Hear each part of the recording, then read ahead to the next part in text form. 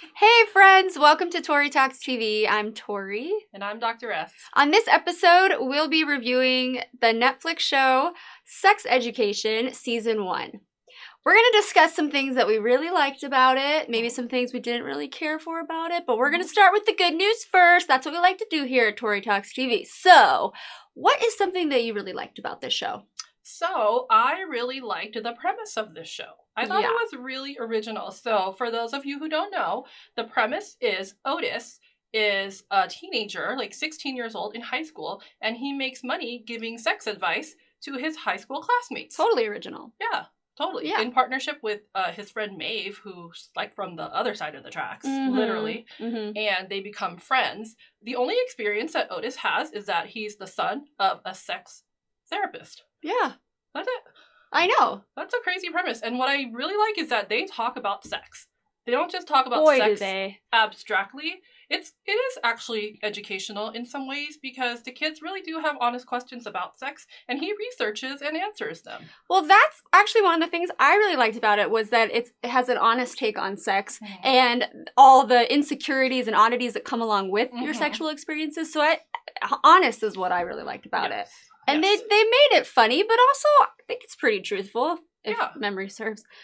Being a teenager who's experimenting. Curious about sex. Yes. And like, it's very awkward. Yes. The show's very awkward and you feel uncomfortable a lot. It's empathetic. Yes. But also I like that it's really non-judgmental. And I wasn't judging them while I was like, I know. Yeah. Kind of been through something like that. Yeah. All the adolescent anxiety. I really appreciated that. And I like it too because it seems like we're evolving and sex is not as taboo as it used to be. And also it shows sex more from the aspect of health. Yeah. And education. And it is a comedy, like you mentioned. Yeah. I find that that's refreshing too because a lot of the teen shows we see out there are more like drama. Yeah. And have like maybe like more fantastic elements. But this was like kind of like a dramedy.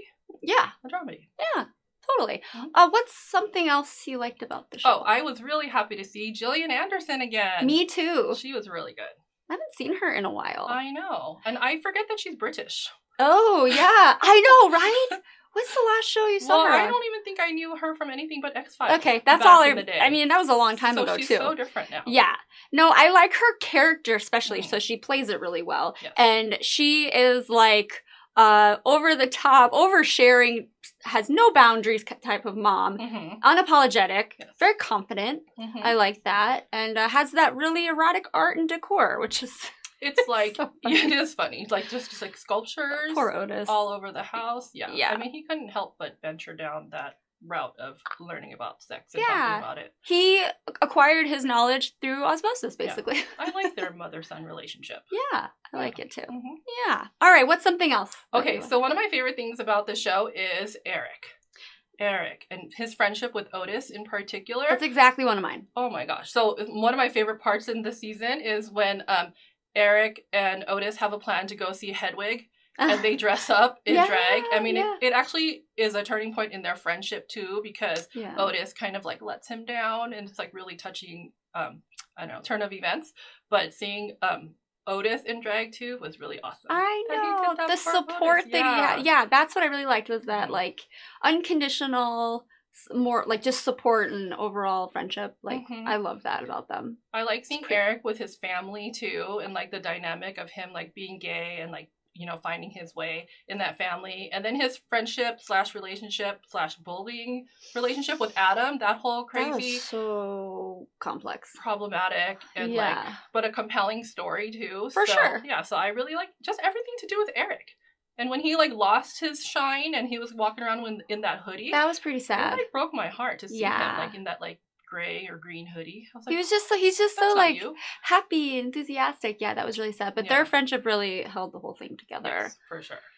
Yes. All right. Anything else you really liked about it? Overall, I really like the diversity in the casting. I think I like kind of British culture in general because we get to see like a different type of diversity that's not like American, like kind of just like black and white and maybe sometimes Asian, but we had like East Asian and I don't know, just like the mix of like different looking people too, like bad teeth people, funky. The girl who's like more cosplay, Lily, she's one of my favorite characters too. Just like kind of a more diverse like portrait of teenage Yeah, I totally society. noticed that. Yeah, it's Mhm. really refreshing.